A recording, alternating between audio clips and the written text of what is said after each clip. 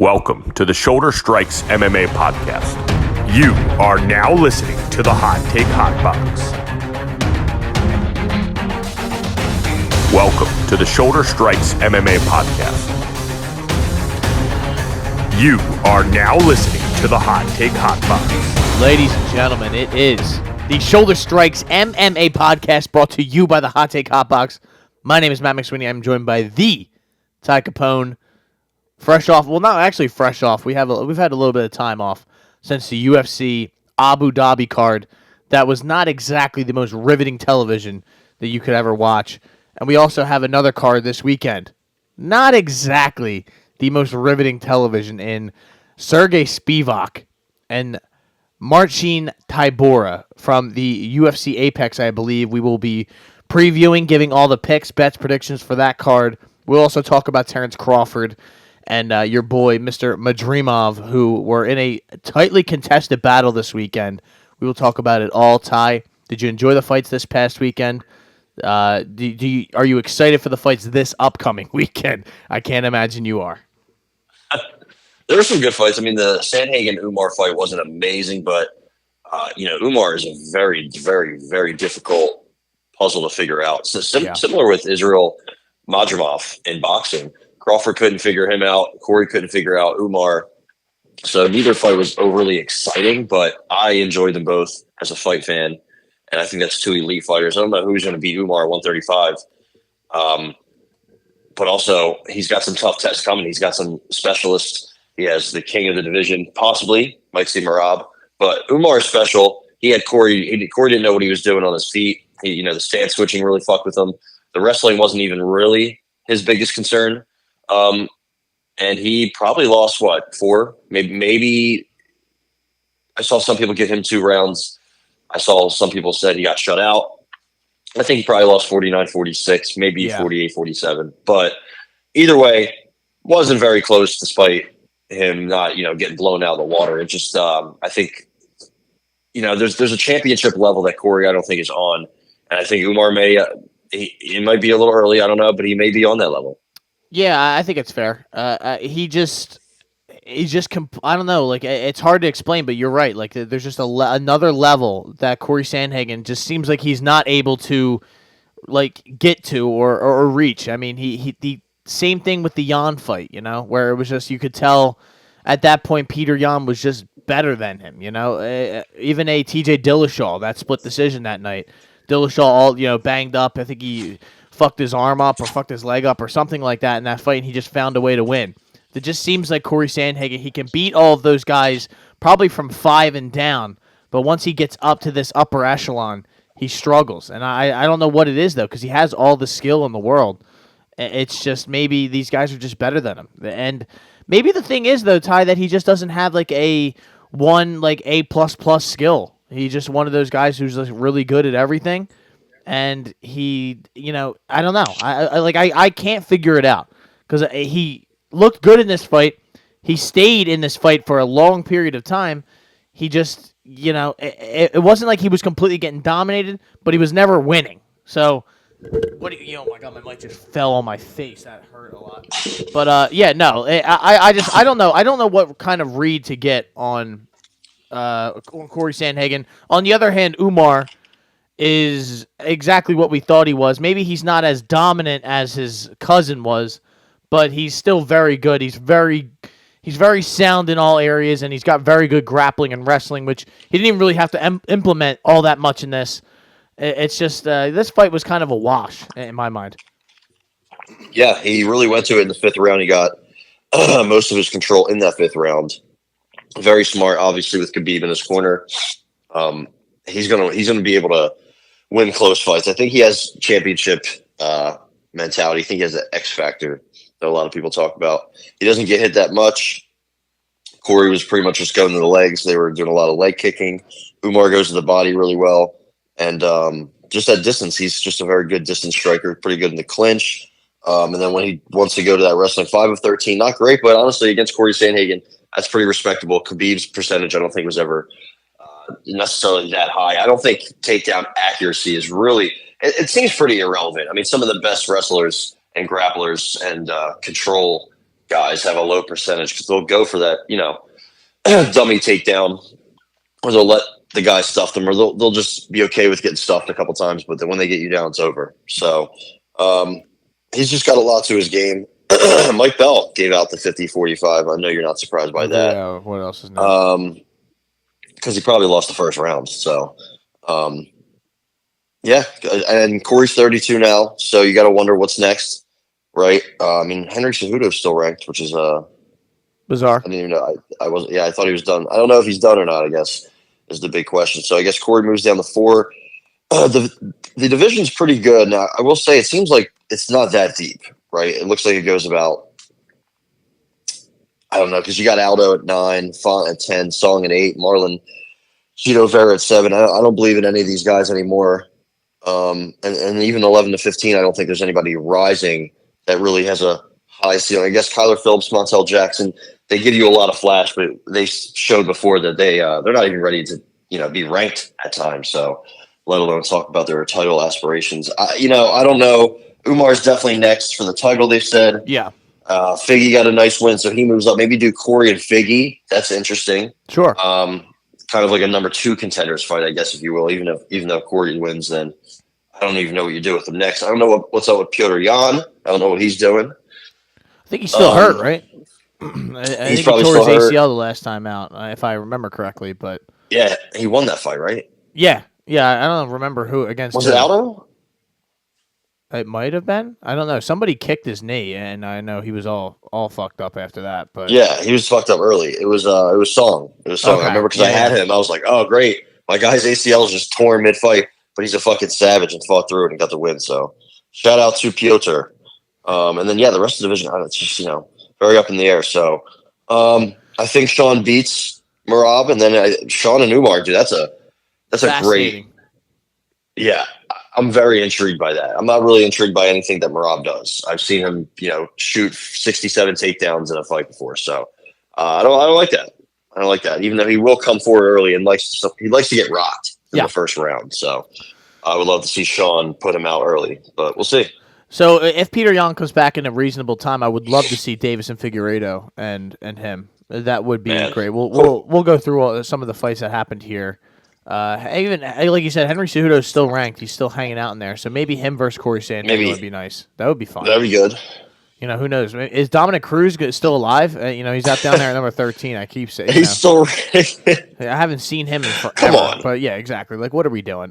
Some of these other fights, Ty, we'll just run through them quickly. Shara Bullet wins a unanimous decision. We kind of talked about it off air. Not really that impressed by him in general. Just kind of spams kicks, spams leg kicks.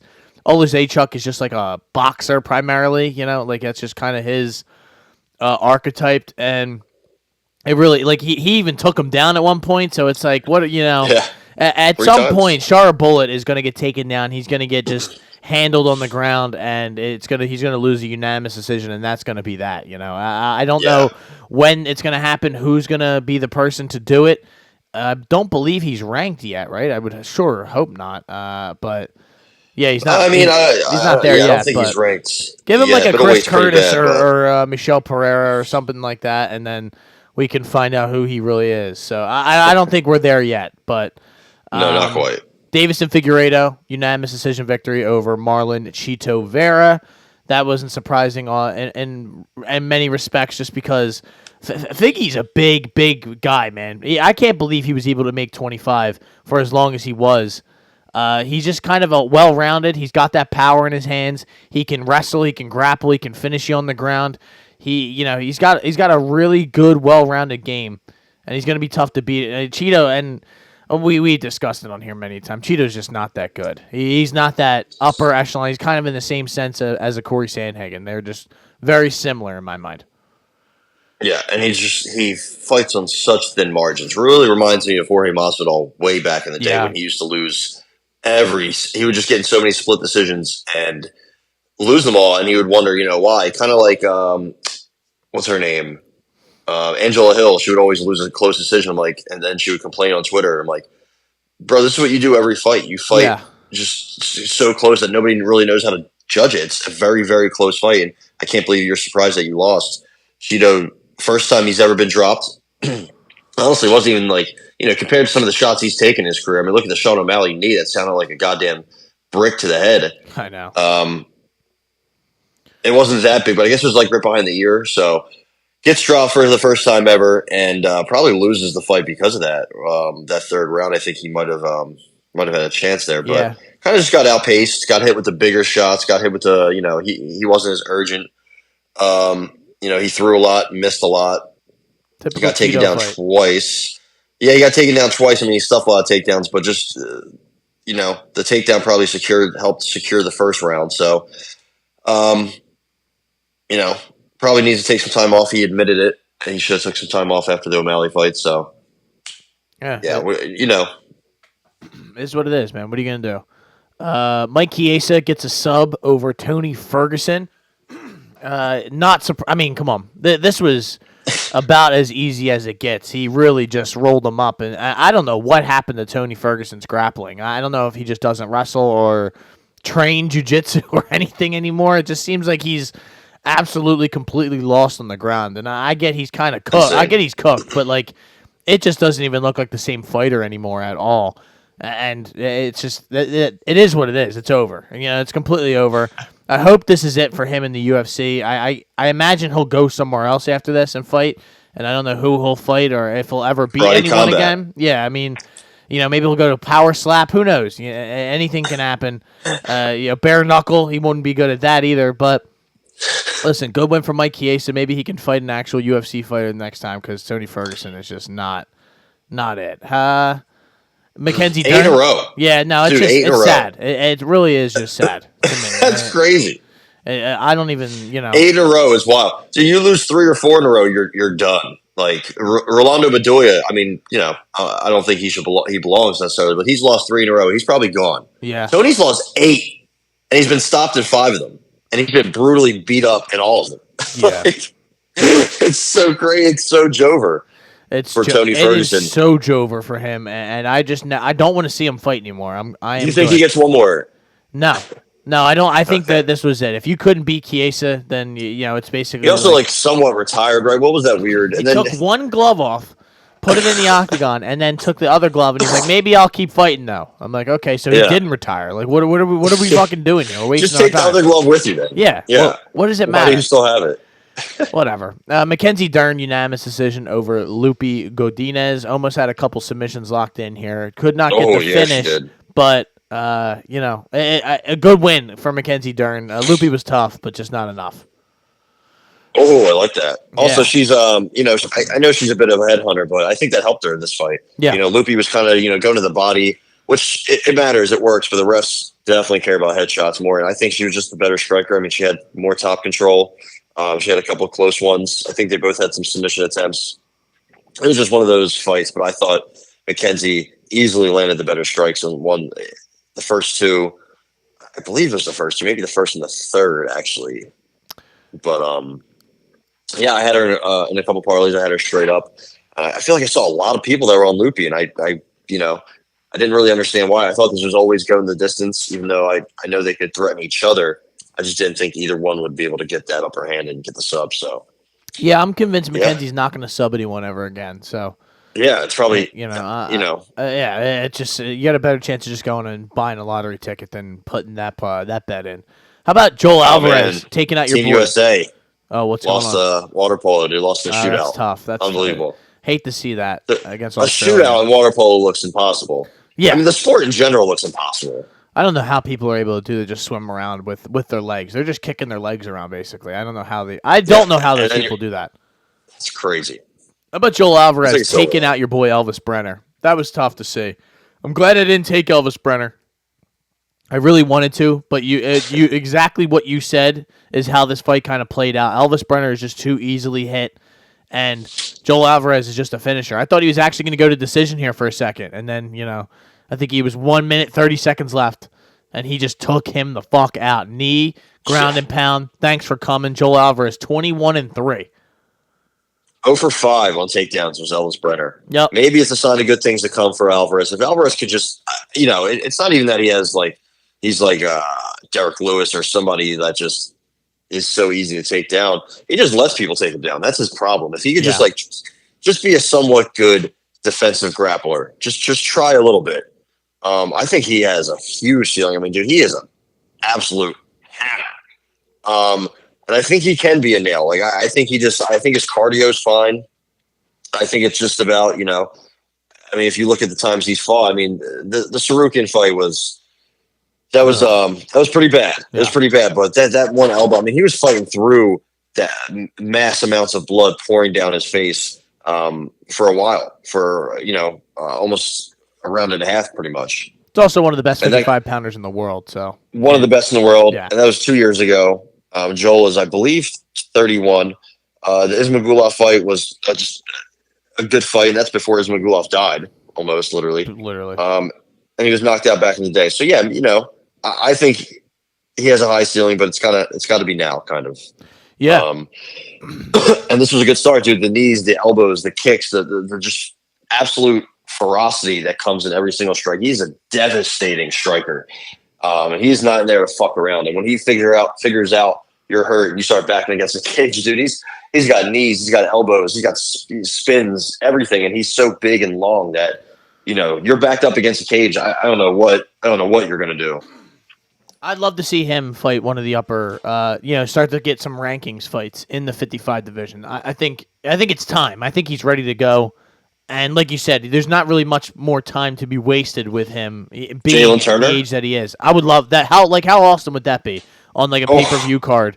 That's on the main card. Joel Alvarez versus Jalen Turner. You're like, holy shit, man! Like you're telling your boys who don't really watch it, like, yo, this one's gonna be a fucking banger, dude. Because this Spanish guy he's live or die. He is just live by the sword, die by the sword. Yeah, someone's going.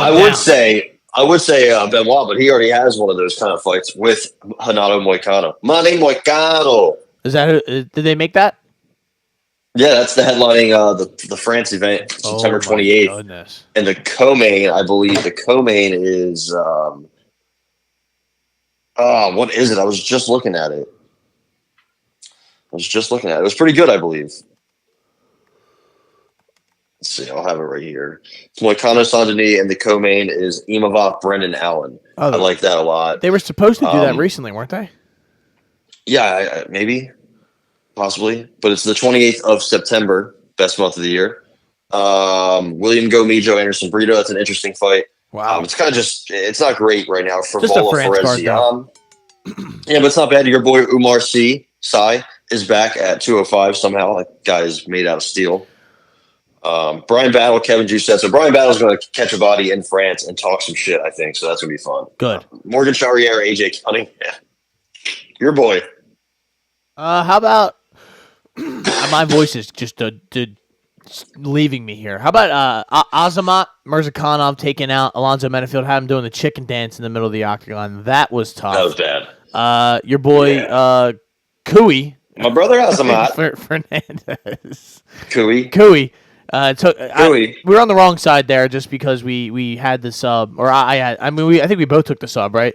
And this guy wanted nothing. I mean, he had a couple of opportunities, but he just wanted to bash Mr. Yaya's brain into the canvas. So that was that. Yeah, that happened fairly easily with not much coming back in return.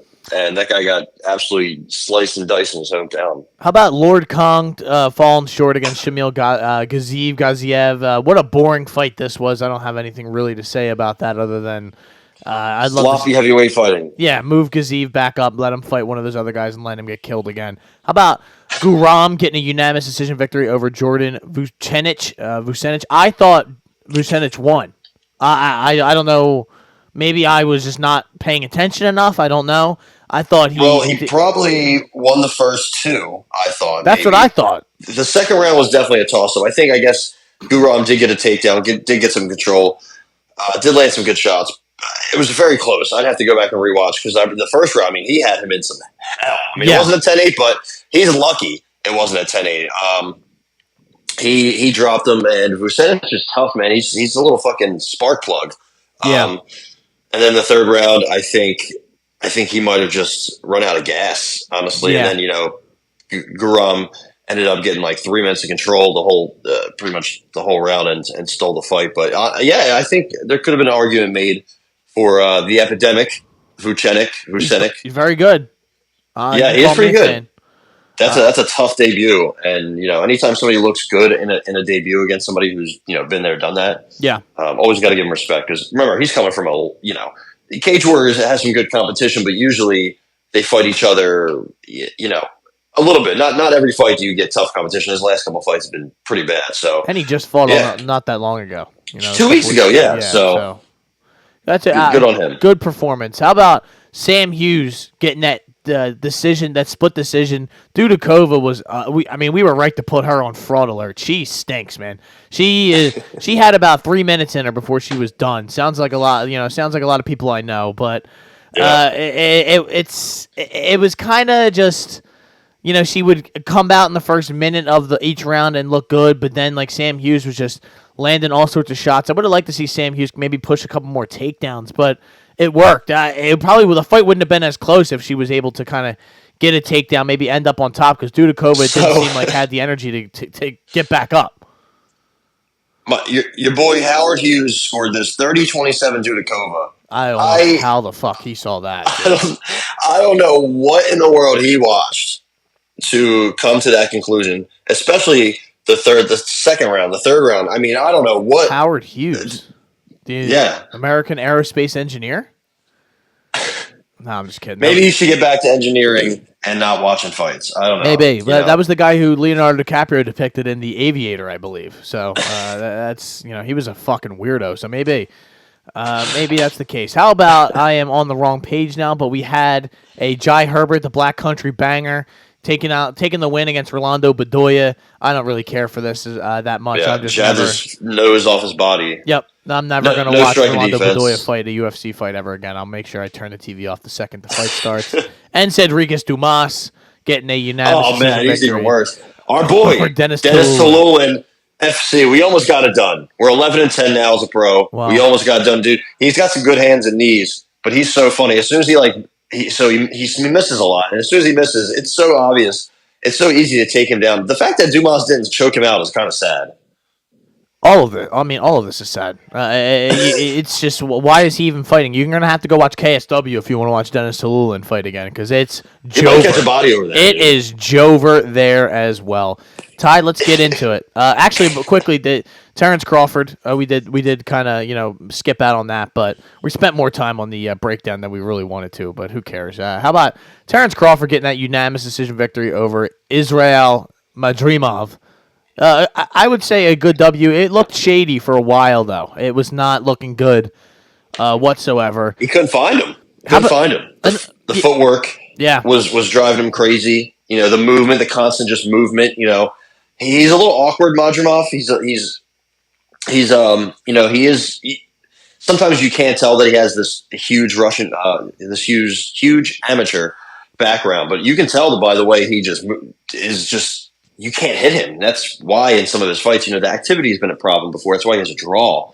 But defensively, I mean, he doesn't get hit. He used to have early, boring fights earlier in his pro career, but it's a big change from amateur to pro. So he's still learning, and he was landing the jab pretty well. I thought he was doing that pretty well, and I think it was 7-5, probably Crawford. But if I watch it back, I know a lot of people said they could see it going either way. So you got to know he was always getting that win anyway.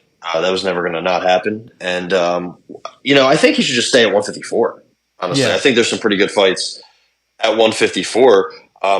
Just moving up to fight Canelo. Canelo obviously doesn't want it. Turkey Al-Sheikh is throwing shade at Canelo. You think Canelo is going to negotiate with you after you start talking shit about him? Come on. This guy is the king of boxing. He's been on top or in the top echelon for 10 plus years. He's still damn good. I mean, he has every single belt at 168. Now he's moving up to 175, and he's going to probably get a belt up there eventually.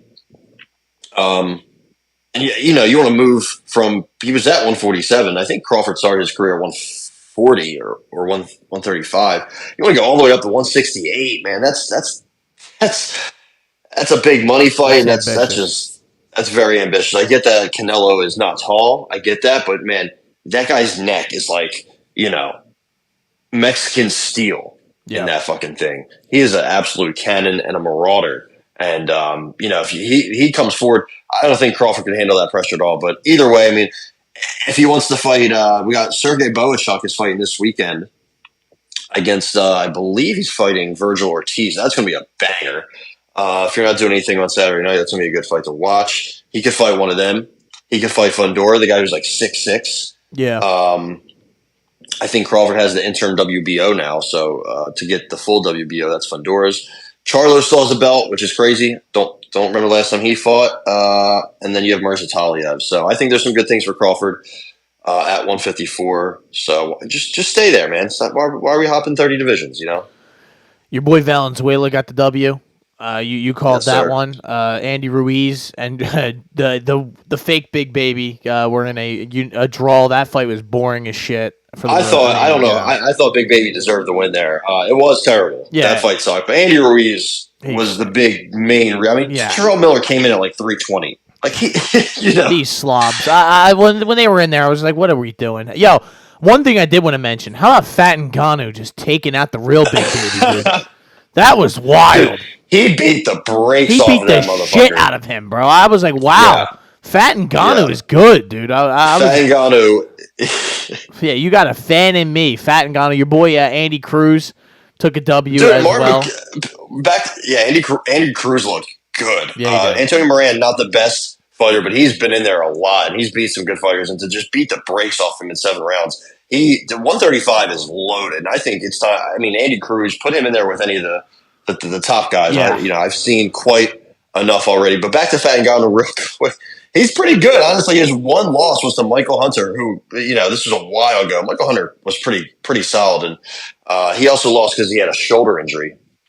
So, it's not like he's really – and he's beaten some decent guys. Nobody crazy, but as of lately, beat the brakes off of Carlos Takam and now just beating the shit out of Jared Anderson. I mean, Jared Anderson would look good in the first round, then he got dropped. And then after that, you're like, all right.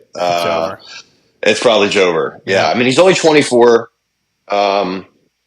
I mean, just let him beat up on some bums. Hopefully, he can stop getting arrested. Yeah, that's always a problem. That would help. Stop Fat feeling drugs. Ngannou, Stop dude. being like. You can't listen. Fat Ngannou is here. You can Put do whatever Fat you want. Ngannou in there with Zhilei Zhang, Big Bang Zhang. I'm in. Fat Ngannou, he had a fan in me after watching that on Saturday, dude. I'll be a fan for life. How about Standing still uppercut that knocks somebody Unreal. down is Yeah. wild. That's that Ngannou power, dude. He's got that real shit. How about let's just get into it, Ty. Why don't we waste no more time? Marcin Tybura, Sergey Spivac from the Apex on Saturday night. It is a 5:00 start time on the East Coast. 10 fights. Just what a slot box this is going to be. Tybura and Spivac fought in 2020, I believe, with Tybura getting the W. Right? Was it? I don't believe it. I agree. I don't remember I don't believe this. it happened. This happened right before the pandemic. This was a Benavidez versus Figueiredo fight. Oh my God! Is that when he absolutely took his soul from him with right across Megan the Levy? ground and pound? Yeah. Remember the one where he got knocked out and he started screaming after he woke up? He was like, ah!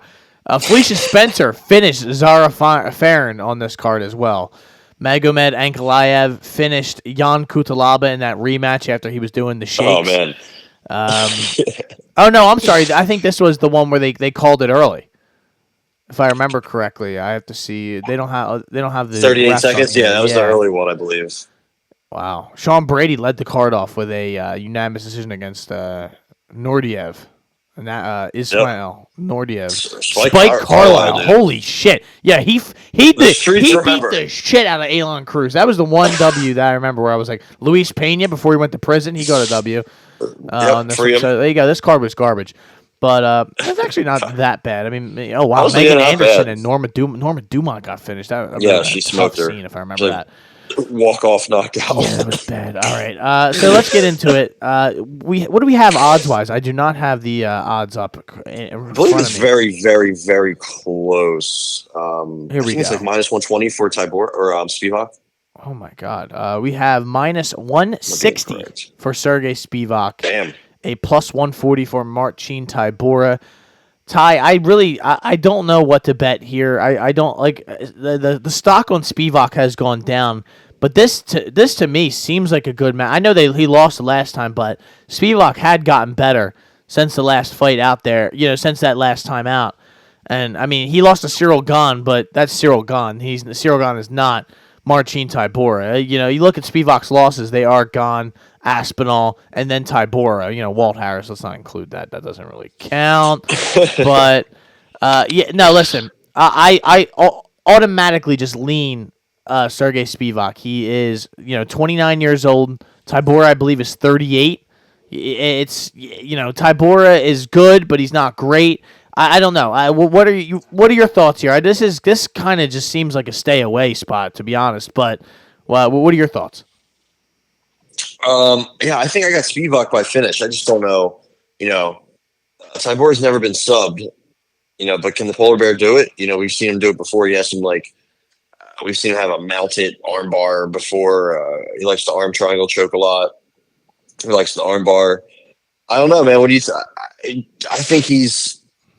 It's tough to really bet on any heavyweight. He's 29, so he's not even really in his prime yet, I guess, for heavyweight. But I think more than likely Spivac comes out here and smokes him. Yeah. But as a TKO, as a sub, what do you think? I think it's going to be inside the distance. I'm just seeing this number right now. I think it's probably going to be TKO, just because you said Tybura. Although he has never been subbed, he's been KO'd 5 times. I can see this going to the. I don't know though. I mean, Tybura is going to be tough to be taken down. I don't think Spivac is really that great with his hands. So that's what I worry about. But he's very big, he's very powerful, and I could see him still just taking him down and maybe just controlling him on the ground and getting some ground and pound. I don't know how it happens, but in a heavyweight main event, I'm taking the finish. And if plus 138 is going to be given to me, I'll take that. I'll round that off to around plus 135. So, Spivac inside the distance plus 135 would probably be my pick. I like it. I'm with you. I like that too. What are they calling this? UFC, ESPN, what, dude? What? UFC. It's probably UFC Vegas 80. Yeah. 92? 95? No, that 95. 95. What? We're almost at 100, dude. Let's go. 95. Holy smokes, dude. We're getting there. Yeah, I can't wait till we're at UFC 100. I know Dana going to trick the Sphere out for that one too, and we have to hear about that for fucking months. What we're doing at the Sphere is, no one's ever going to do anything like this again, dude. This is just unbelievable. We spent $20 million on all this stuff. I set up a room in the, shut the fuck up, dude. So we both got Spivac inside the distance. Chepe Mariscal, a guy who we have become fans of as of recent, the Machine Gun, as he likes to call himself. He took a W against Morgan Charrier, a split decision actually. Remember, and then he destroyed Jack Jenkins' arm. That was a tough night. And then the win against Trevor Peek. He's had a good start to his UFC career. There's no way you're in here playing with that toy, Sam. There's just no way. You can't do it. You can't. There's just no way you're in here playing with that toy right now. He's fighting Damon Jackson. Damon Jackson, he had a couple tough nights, in his personal life.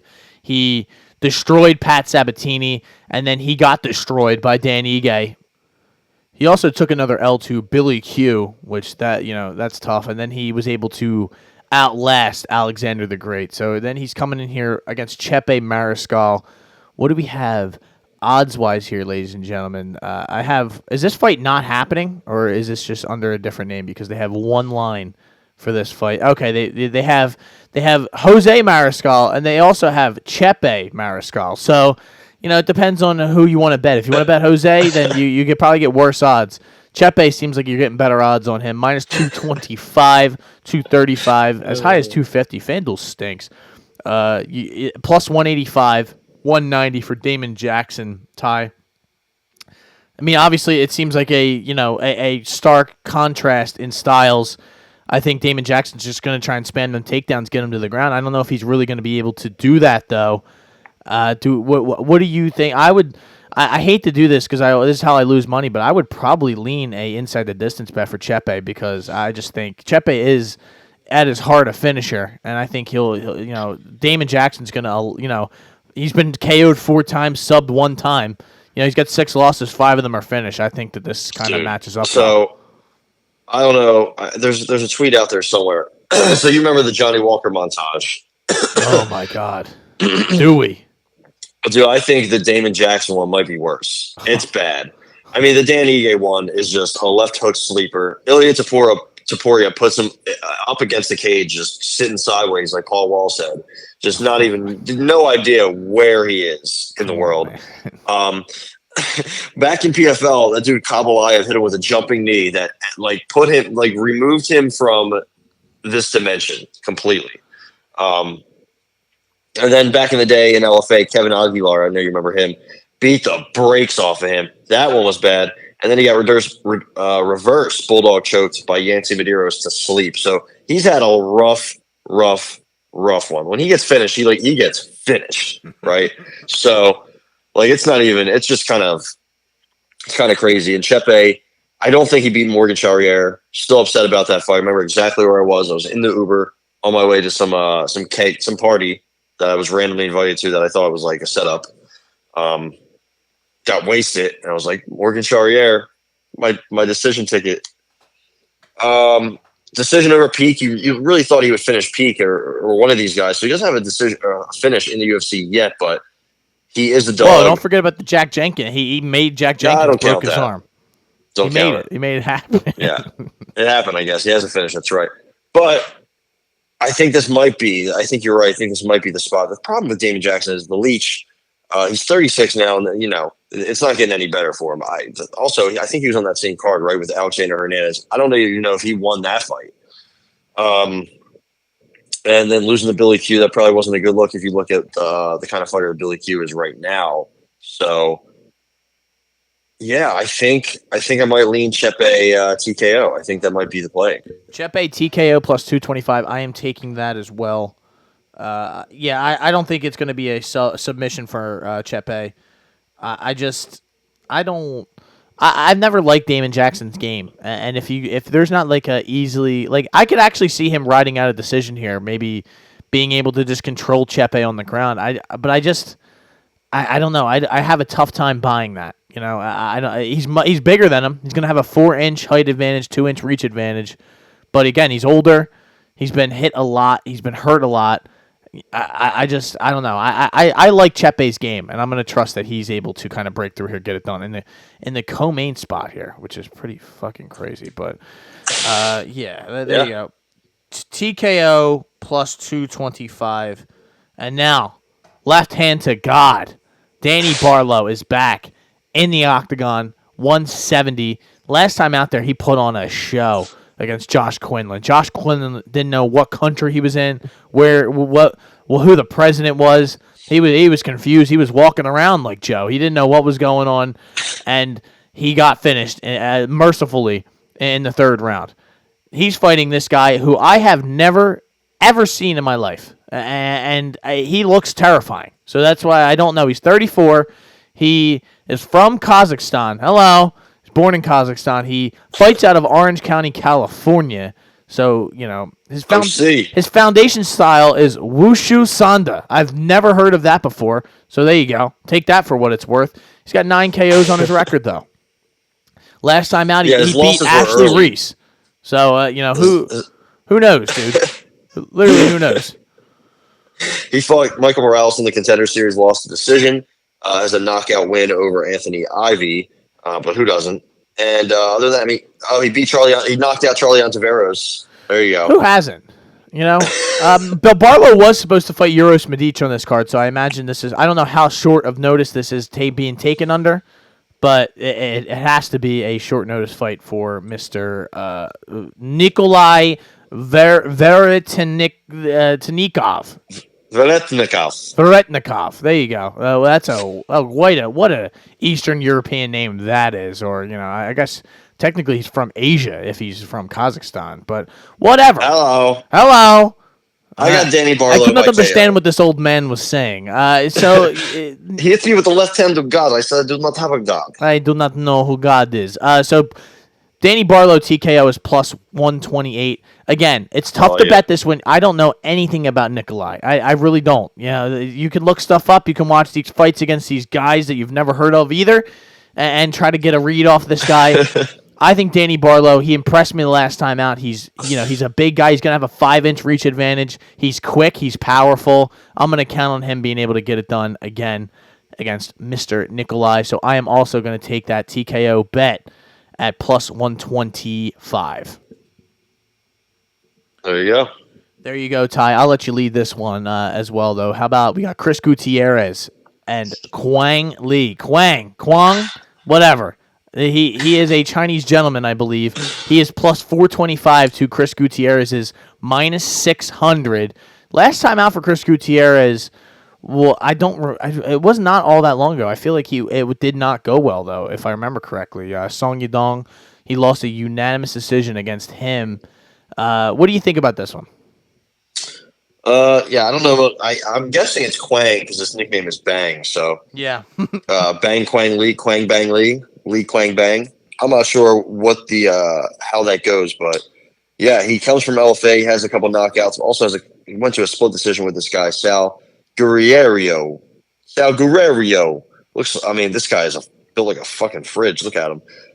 He beat my cousin by split decision, and my guy hasn't fought since then. So, I don't know. I mean, it's not like he's smoking everybody, So I don't know how great he was. He has some amateur L's, has some amateur L finishes. I don't know if he's that good. I guess all of his fights have been in LFA. Yeah, who knows? All right. I mean, I'm guessing Chris Gutierrez just comes out and smokes him, but he's from Vietnam. was 33 years old. Yeah, come on, dude. I thought that was the Chinese flag. I just saw the gold and the red. I was like, oh shit. Come on. My bad. That was on me. Gutierrez decision, maybe. I mean, maybe he finishes this guy. This guy's 8-0. I mean, and this is making your debut against Chris Gutierrez is I mean, this guy's gonna just. What happens when he gets hit with a couple leg kicks? I'm sure he has before, but not by this guy. Leg kick KO. Give me it. Leg kick KO, Chris Gutierrez. Yeah, I'm just going to count on this, the UFC veteran skill and style to outlast here, and I'm hoping that it's at plus 215. Some of these have to hit. I don't know if I think Vegas is setting us up here, that there's just going to be a bunch of, decision sort of. I just butchered writing Gutierrez's name on my sheet, but. Gut, I-E, double R, easy. Gutierrez, I just think you can't make your UFC debut. That's a tough UFC debut to go in there against a guy like this and expect to have success. 27 pro fights and you have 8, And Mr. Kwang is not exactly a young man. A young man. He's 32 years old. He in the UFC debut standards, that's kind of on the older side. Especially this is going to be at 35, correct? So, I don't know. I'm not... Right? Is it 35 or is it 45? It's probably 35. Yes, 35. So, yeah. Give me Mr. Gutierrez by TKO as well. Ty, Yana Santos, Chelsea Chandler. I think this is like the token women's fight that they just had to put on the main card because what the fuck is this doing there? But then you look at the other fights on the prelims and you're like, oh, okay. Maybe it belongs. There you go. But, yeah. Do you care? Yana's lost 3 in a row. Yeah. And Chelsea's last fight, she beat, a 4'7" Mini Nunes. So that wasn't exactly thrilling. I don't know. Yana Santos is pretty cooked, but Chelsea Chandler sucks. They're both about 33, 34. Yana Santos is a favorite. I don't know. I wouldn't bet Yana Santos at minus money against you. So yeah, she would probably catch a W against me, but Chelsea Chandler, I don't know what to think about her. Every time I fade her, I mean, she cooked Josie Nunez, so I didn't know. Like and then she lost to Norma Dumont. But Norma is a patron saint of the podcast, so I can't get, I can't hold that against her all that much. I don't want anything to do with this. I'm staying away. It's not even a thought to bet this fight. I don't care what. The odds are minus 148 to Chelsea Chandler's plus 120. Yana Santos should win. But I don't know. And I'm not going to put money down to say that she will or won't. So there you go. Your boy Charlampos is getting back in there. At one point were saying that he could be the next Manny Pacquiao. And I was like, wow, that's a really weird comparison, but you said it.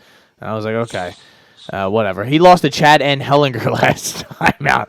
That's wild. Terrible. That's even a thing. He is fighting a Japanese gentleman named Toshiyomi Kazama. Well, and I don't know if I remember this guy fighting. I think he has. Oh, you do. You go. I do. I do. Oh my God. Yep. Mr. Armfield was beating him like he stole something from his crib. That was. And he was a heavy favorite against Garrett. Yeah. And Shout out to Garrett. Charlampos is the big favorite here. Could this be an overcorrection in some ways to that beating that he took? I don't know if I want anything to do with this, Ty. The silent finisher. Yeah, I mean, the silent. Yeah, it's very silent. And then you have the ferocious, and that guy's not very ferocious at all. So I'm staying away from this. Yeah. I don't even know who I have a pick. I mean, probably Grigorial, Charlampos. Yeah, I mean, who cares? Yeah, really. Who gives a shit? How about Karol Hossa versus Pani Kianzad? This is another filth one. I mean, really, like, where this shit's just happening here on this card at this point. Minus 200 for Karol Hossa against Pani Kianzad. I know you are a fan of betting Miss Kianzad from time to time. Is this an opportunity for you? No. I mean, she's lost 3 or 4. She just got raw dogged by Macy Chasson. Yeah. Getting raw dogged by Macy Chasson is a big red flag in multiple different ways. She's lost 3 or 4. Her one was Lena Landsberg. She's completely fried. Yeah. Before that, Alexis Davis, Sajara Eubanks, Betch Kohea, Jessica Rose Clark. I mean, the bottom of the bottom. She actually got finished by Macy Chasson twice in her career. So, ultimate. What's more red than a red flag? Like, Yeah. Well, I couldn't. A maroon flag. Yeah, anything. Just USA down 31-23 after the first quarter to Serbia. Serbia is not missing shots. Steph Curry is also not missing shots. I think he has like 20 points already.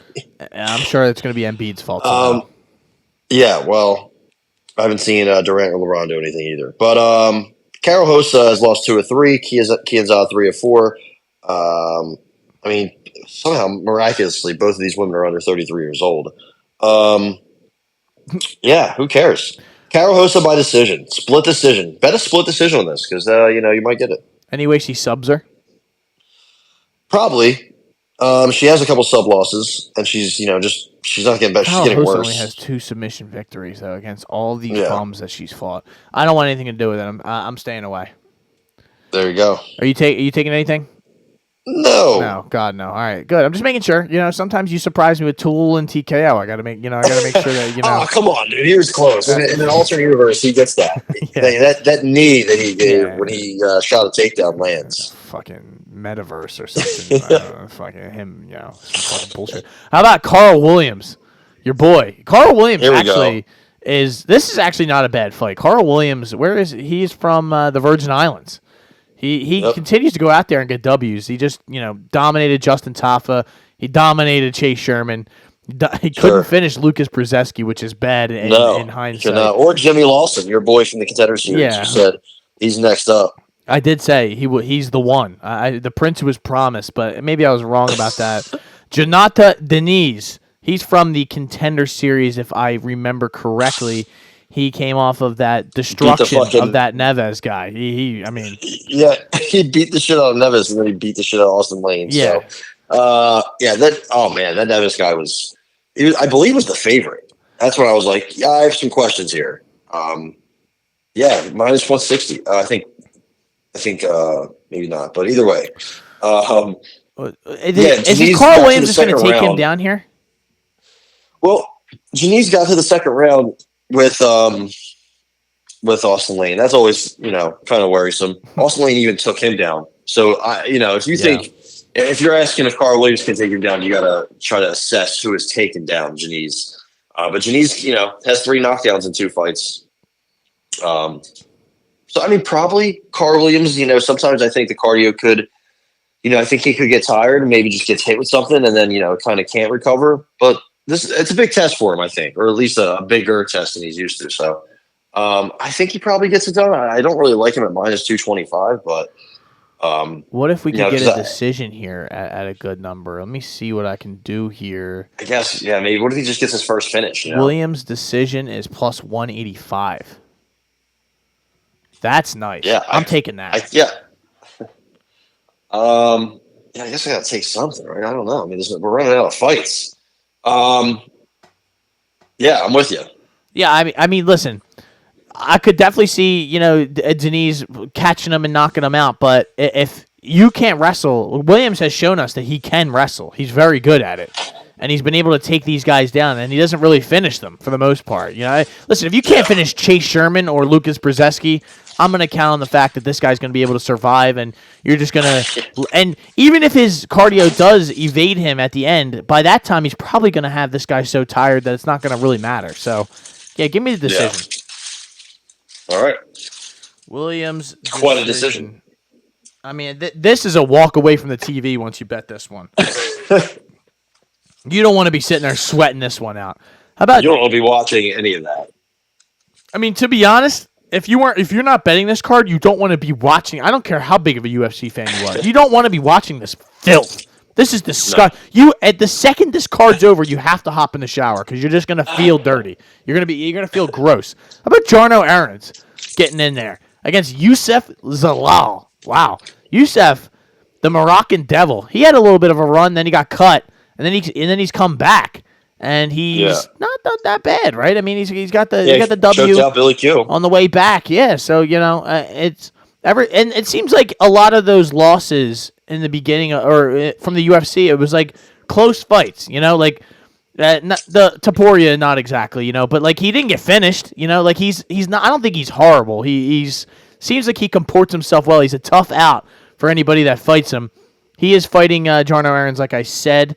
Odds-wise, let's see what we can do here. He also took a round from Ilya Taporia. Not many people can say that. Yeah, that's true. He is plus Aarons is plus 360 here against a minus 470 favorite in Youssef Zalal. I mean, what the fuck, dude? What are we doing here? Is this anything that you can bet here? Do you think he finishes Jarno Aarons? Do you think what is really is there something here that we can make money off of? I don't know, man. Aarons looked good in his last fight. He did. He kind of beat the brakes off of Stephen Wynn, but I guess maybe he was already on a level better than, I mean, Gomi and Choi were tough fights. I don't know, man. Fuck. Screw this. Really? Like, what are we wasting our time? I just feel like Zalal being minus 350 is kind of nuts. I mean, they're both 14-5-1. Yeah, I don't want anything to do with this. I really don't. Give me Jarno Aarons money line. You really want that? Yeah. All right. I don't blame you though. I mean, really, why not take a shot? There's no way Zalal should be that big of a favorite, unless they know something like Jarno Aarons has like a fucking autoimmune disease that he's not ready to fight or something. Like USA is down 14. They're gonna lose, aren't they? Not looking good for the Americans. Money line plus 360 for Mr. Aarons. And now we have reached that ultimate time, ladies and gentlemen. Stephanie Luciano. Not to be confused with Lucky Luciano. I know is not a descendant. I know people have been hitting me up all the time. Is that Charles Lucky Luciano's daughter? No. The timeline doesn't add up. Is it his granddaughter? No, it's not. Could be. It's just not. I know people were looking into it. It's not. She's fighting Talita Alankar, the problem child. Not to be confused with Jake, the problem child, Paul. I know some people said that. This is the girl that I was talking about who, oh my God, she did fight on the Contender Series. See, these two fought. These two fought on the Contender Series. Yeah, they fought to a disgusting draw. Right, okay. And is Miss Alankar the one who's just continually gasses out at the end of fights? She's like 5'0", and she's a grappler. She's like a world-renowned grappler, but yeah, she doesn't have cardio. She won her last fight against that big. She was a big favorite against Rayanne Amanda, and she almost lost. She was a split. She won a split. I think I might have had money on Rayanne Amanda for some reason. Who also lost to Pooja Tomar. So I think it's alarming that this girl hasn't fought since that Contender Series fight. That's the only concern I would have here. I mean, that was a year ago, pretty much. It was 11 months. Stephanie Luciano is the favorite here. Wow. That's a little bit surprising. Alan Carr's plus 136, 135. I don't know. I didn't like. I mean, she was dominating her in that first round, and I think she just started getting 10-8'd though. Like I think she got 10-8'd in the third round if I remember, or she just looked so bad that it was just like I'm trying to remember that fight, and it seemed like it was just like all her in the first round, and then it just radically started to decrease and just melt. She completely melted down, had nothing left to give. I could see Luciano getting the W here, and I don't know if. I mean, the only thing is if Alencar has a better gas tank, then she's gonna win. But I don't think that. Like I don't know if that's gonna be a thing. She doesn't seem like she's. The next fight, she didn't even make an adjustment. She fought the exact same way and almost gassed out again. So I don't know, Ty. I mean, is this minus 160 is a little bit too much? Could Luciano get her out of there? I mean, she almost did the first time. I don't know. Let's do it. I'm gonna bet inside the distance Luciano plus 320. Yeah. What's TKO?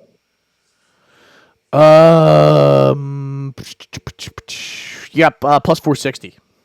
Yeah, let me take that. I'll take it. I don't know if she's going to sub Alencar, the world-renowned jiu-jitsu problem child. But she can knock her out. I mean, she was like 4 of 30 or 25 or something like that when they fought the first time on takedowns. Wasn't even close.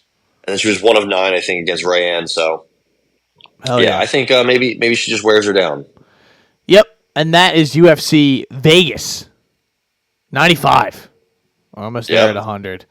Can't wait for the Sphere. I know we got everything planned out for the Sphere. I guess we lost a Javid Basharat was supposed to fight on this one.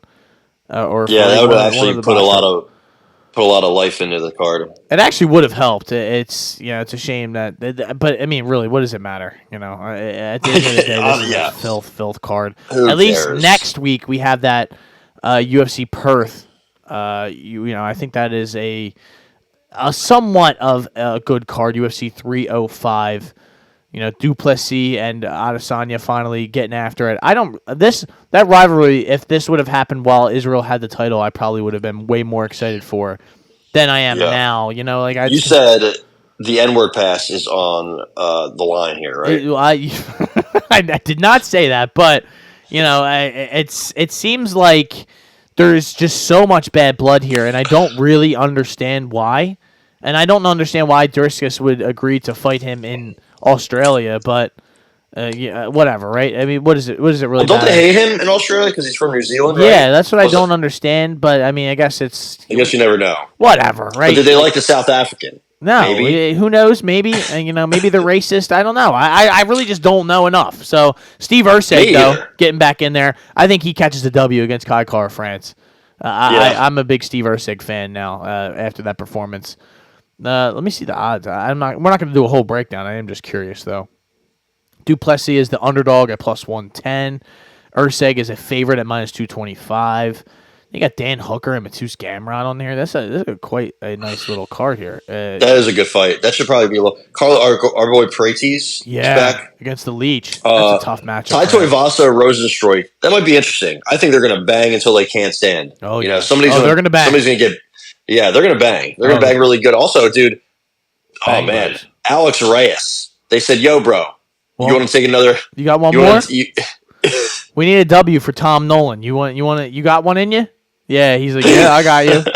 It's just maybe he saw his brother win, and he's like, you know what? Kidney failure. I got one more. I can execute. I can do this. Tom Nolan. Yeah. Tom Nolan. Who knows though? He's not. That guy is not good. But neither is Alex Reyes. So that is wild. Walter and Junior Taffa. Oh my God. Sure. Coolabau and Ricardo Ramos. I kind of like Stuart Nickel. That guy looks interesting against Jesus Aguilar. That's a good fight. Jesus Aguilar at 125. Ricky Glenn's back against Song Jack Kanon. Jenkins' arm is back. He's fighting her. Oh boy, they're leading the sheep to slaughter. Fight. Yeah, against Herbert Burns. That guy bomb. I think Casey O'Neill versus Luana Santos. Give me Luana Santos every day. Yeah, give me Luana and her twerking. Shout out, man. That's going to be a nice card. So look forward to that, ladies and gentlemen. We'll be back next week with a full breakdown of UFC Vegas 95.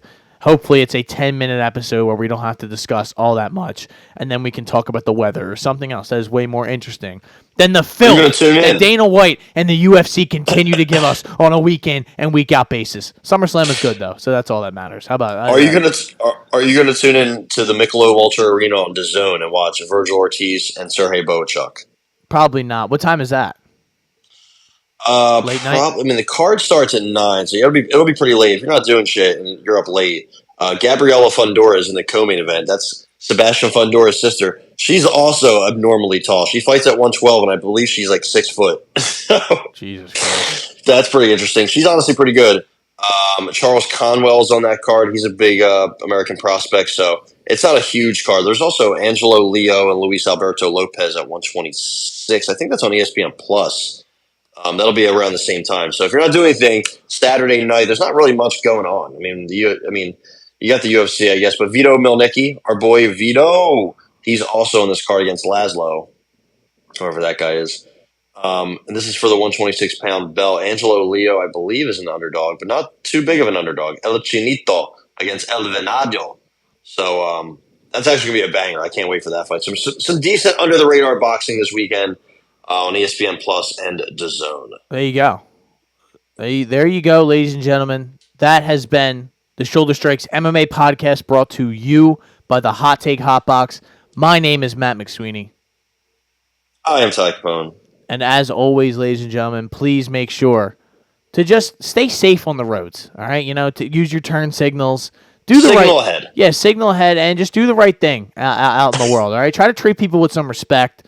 You're not owed everything. It's just because you're doing something doesn't mean you're not the main character of everything that's going on. Just kind of chill the fuck out and just be respectful of others.